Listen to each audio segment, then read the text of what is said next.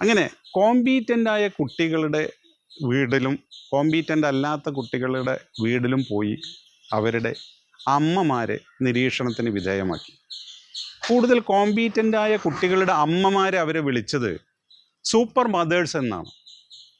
ഈ super mothers കുഞ്ഞിൻ്റെ ആദ്യ നാളുകളിൽ തന്നെ കുഞ്ഞുമായി വളരെയധികം ഇടപഴകുകയും അതേപോലെ തന്നെ കുഞ്ഞിൻ്റെ ജിജ്ഞാസ വർദ്ധിപ്പിക്കുന്ന, കുഞ്ഞിൻ്റെ എക്സ്പ്ലോറേറ്ററി ആക്ടിവിറ്റീസിനെ സഹായിക്കുന്ന രീതിയിൽ ആദ്യ നാളുകളിൽ തന്നെ ചെറിയ രീതിയിലുള്ള വിദ്യാഭ്യാസം നൽകുന്ന രീതിയിലൊക്കെ ഇടപഴകുന്നവരാണെന്നാണ് ഇവർ കണ്ടെത്തിയത്. എന്നാൽ രണ്ടാമത്തെ കൂട്ടരായ ഈ അത്രയൊന്നും കോമ്പീറ്റൻ്റ് അല്ലാത്ത കുട്ടികളുടെ അമ്മമാരെ ഈ ശാസ്ത്രജ്ഞ സംഘം വിളിച്ചത് സൂ കീപ്പർ മദർ എന്നാണ്. അവർക്ക് കുട്ടികൾക്ക് വേണ്ട ഭക്ഷണം നൽകുന്നു, വെള്ളം നൽകുന്നു, മറ്റ് കെയറുകളെല്ലാം നൽകാറുണ്ട്.